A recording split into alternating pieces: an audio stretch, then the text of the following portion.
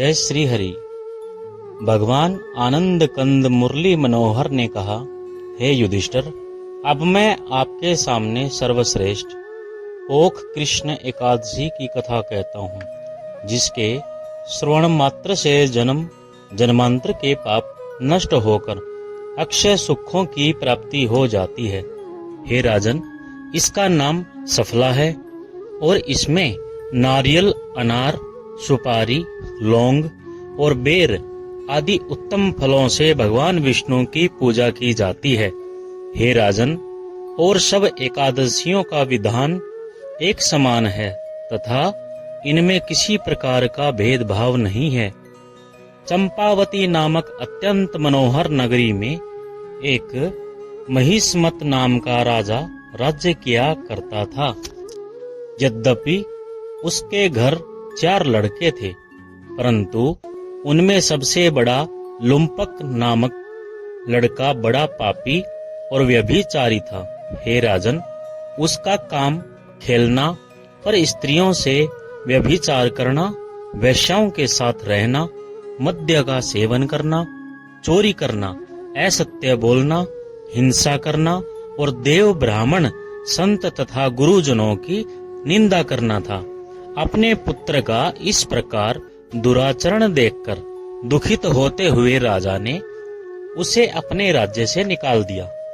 हे राजन, पिता द्वारा नगर से निकाले जाने के पश्चात वह पाप आत्मा लुम्पक एक निर्जन वन में चला गया और वहां एक पीपल के पेड़ के नीचे झोपड़ी बनाकर नाना प्रकार के कुकर्म करता हुआ अपना पेट पालने लगा।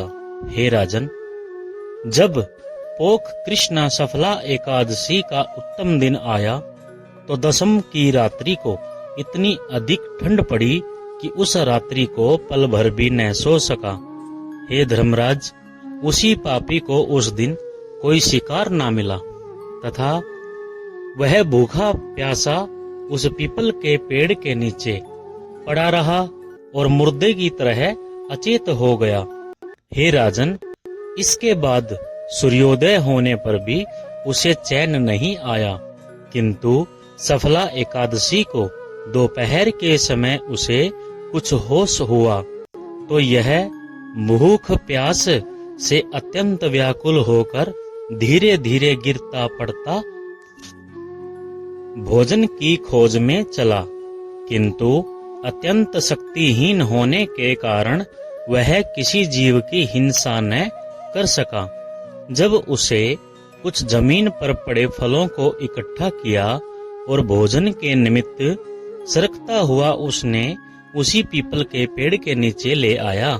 हे राजन, उस समय सूर्य भगवान अस्ताचल पर पहुंचकर लुप्त हो चुके थे। हे राजन, उस दिन उसे इतना कष्ट हो रहा था कि जन्म में इससे पहले उसने कभी ऐसे दुख का अनुभव नहीं किया था। हे धर्मज्ञ, अत्यंत विपत्ति के समय परमेश्वर याद आ जाया करता है। अत्यंत कष्ट पाने पर पापम्मा को भी परमेश्वर का स्मरण हो गया था। वह पिता के राज्य सुख की याद कर आंखों से आंसू बहाता हुआ इस प्रकार परमेश्वर की प्रार्थना करने लगा, हे जगदीश, मैं अपने पापों की याद करके बड़ा दुखित हो रहा हूँ, अतः आप प्रसन्न होकर पापों के सहित मेरे कष्टों को नष्ट करने की कृपा कीजिए, क्योंकि आपके बिना भक्तों को हितकारी, पापों को नष्ट करने वाला इस संसार में अपितु ब्रह्मांड में कोई नहीं है। मैं आज सच्चे दिल से प्रतिज्ञा कर कहता हूँ कि अब से न तो किसी प्राणी को कष्ट दूंगा और न चोरी व हिंसा, मद्यपान, द्रुत कीड़ा, असत्य भाषण, गुरुजनों की निंदा और वैश्यागमन आदि कोई भी पाप कर्म भूल कर भी स्वप्न में नहीं करूंगा।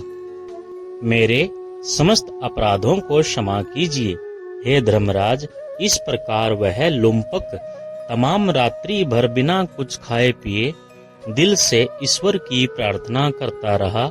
तब दीन दयाल जगत पालक भक्तों के कष्ट हरने वाले भगवान जगदीश्वर ने उसकी प्रार्थना पर प्रसन्न होते हुए उसके पहले के किए हुए सब पापों को नष्ट करके उससे पाप रहित कर दिया। तत्पश्चात भगवान ने उसके पिता को उसी एकादशी की रात्रि को स्वप्न में दर्शन देकर अपने पुत्र को वापिस बुलाने के लिए कहा। तो राजा ने शीघ्र गामी घोड़े को लेकर एक सवार के हाथ अपने ज्येष्ठ पुत्र लुम्पक के पास पहुंचा दिया। हे राजन, जिस समय वह सवार उस श्रेष्ठ घोड़े को लेकर राजपुत्र के पास पहुंचा, उस समय वह भूख और प्यास से व्याकुल होकर भगवान के ध्यान में मग्न हो रहा था। उसके बाद उस सवार ने उसे उठाकर जलपान कराया। इसके बाद ही वह उसे घोड़े पर चढ़ाकर चंपावती की ओर चल दिया। अपने प्रिय पुत्र का नगरी में आया हुआ देखकर राजा बड़ा प्रसन्न हुआ और उसके बाद उसे राज्य देकर भगवान की तपस्या करने रानी के साथ वन में चला गया। इसके बाद उस धर्मात्मा लुम्पक ने अपने राज्य में आकर के समस्त प्रकार के पाप कर्म को समूल नष्ट कर दिया।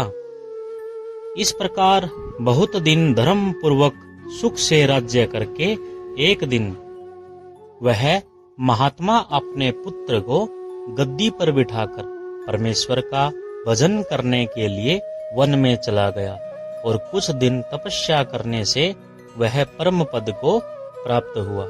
बोलिए जगदीश्वर भगवान की जय।